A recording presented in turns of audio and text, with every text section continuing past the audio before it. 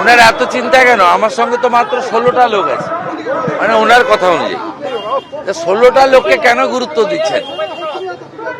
250-র উপরে বুথ, আমি তো এজেন্টই দিতে পারবো। ওনার অত চিন্তার কি আছে?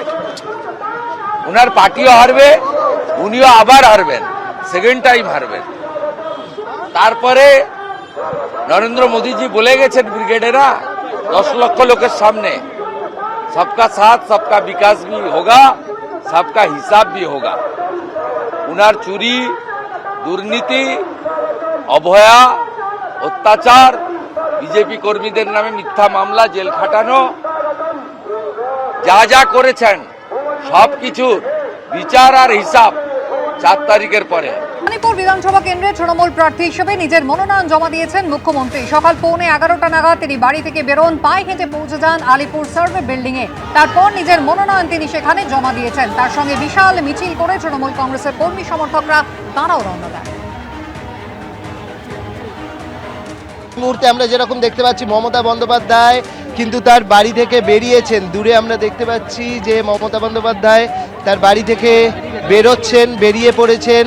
তিনি এগিয়ে আসছেন একদম তার যে বাড়ি রয়েছে সেই বাড়ি থেকে তিনি বেরিয়ে পড়েছেন এবং বেরিয়ে পড়ে মোড়ের মাথার দিকে তিনি এগিয়ে আসছেন। স্বাভাবিকভাবে পুলিশি তৎপরতা আরও বাড়ছে।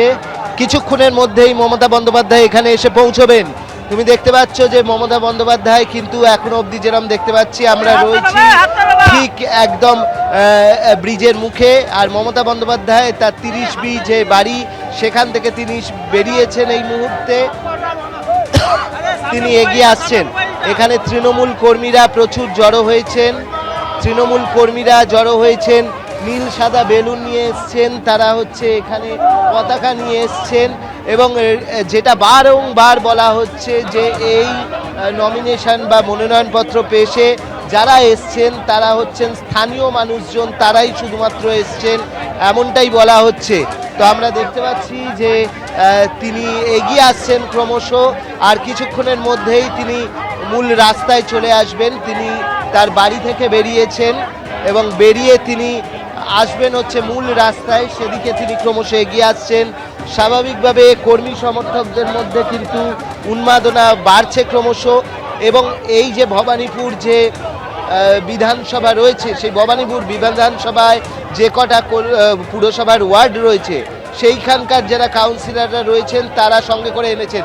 তুমি দেখো সামনে রয়েছেন বিভিন্ন, এই যে একটা বার্তা দেওয়া হচ্ছে যে বিভিন্ন ভাষাভাষী মানুষজন এখানে থাকেন।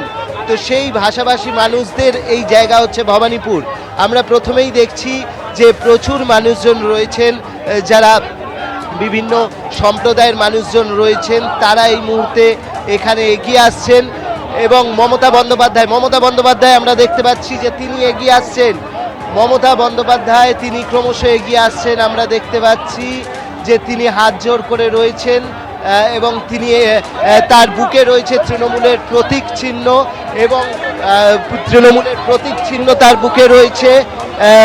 এই মুহূর্তে আমাদের একদম সামনে চলে এসেছেন, এই মুহূর্তে সাদা শাড়ি, সবুজ পাড়, বুকে প্রতীক চিহ্ন মমতা বন্দ্যোপাধ্যায়, সঙ্গে সঙ্গে ফিরহাদ হাকিমও রয়েছেন। সবাই একসঙ্গে এখানে এই যাত্রা এগিয়ে চলেছেন। পাশ থেকে জয় বাংলা জয় বাংলা এই ধ্বনি বিভিন্ন সময় হচ্ছে, এবং আমরা দেখতে পাচ্ছি এই দেখো এইখানে সামনে আমরা এই মুহূর্তে ব্রিজের ওপরে রয়েছি। ক্যামেরায় অতনু কুণ্ডুকে দেখাতে বলবো যে মমতা বন্দ্যোপাধ্যায় এই মুহূর্তে রয়েছেন একদম পাশেই, তিনি এগিয়ে যাচ্ছেন, তার পিছনে কর্মী সমর্থকরা রয়েছেন। ফিরহাদ হাকিম রয়েছেন, মমতা বন্দ্যোপাধ্যায় হাত জোড় করে রয়েছেন এবং গলায় তার একটা ওড়না রয়েছে, এবং এই পোশাকেই তিনি আজকে যাচ্ছেন তার মনোনয়নপত্র জমা দিতে। এই মুহূর্তে যে ব্রিজ রয়েছে মমতা বন্দ্যোপাধ্যায়ের সামনে ব্রিজ, সেই ব্রিজ ব্যারিকেড করে দুটো ভাগ করা হয়েছে। ব্যারিকেডের পাশেও তৃণমূল কংগ্রেসের কর্মী সমর্থকরা তারা জড়ো হয়েছেন গেরুয়া সাদা সবুজ বেলুন নিয়ে। আবার নীল সাদা বেলুনের যে শোভাযাত্রা সেটাও রয়েছে, সেই সমস্ত রঙিন শোভাযাত্রা তারা করেছেন। এবং যেটা বারবারই বলছি যে এখানে কিন্তু এখানে কিন্তু রয়েছেন মূলত কাউন্সিলররা এখানে রয়েছেন।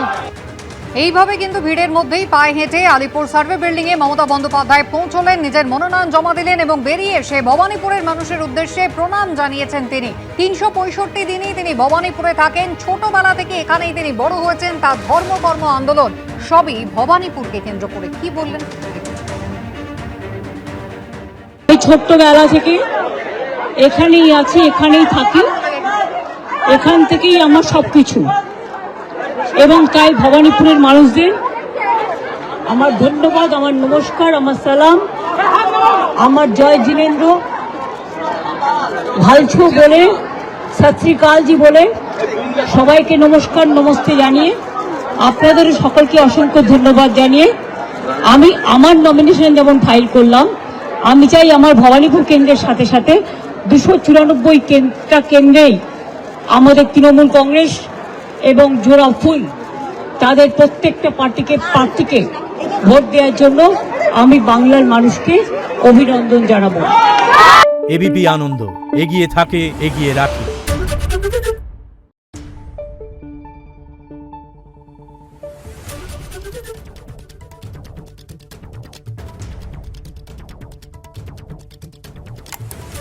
Thank you.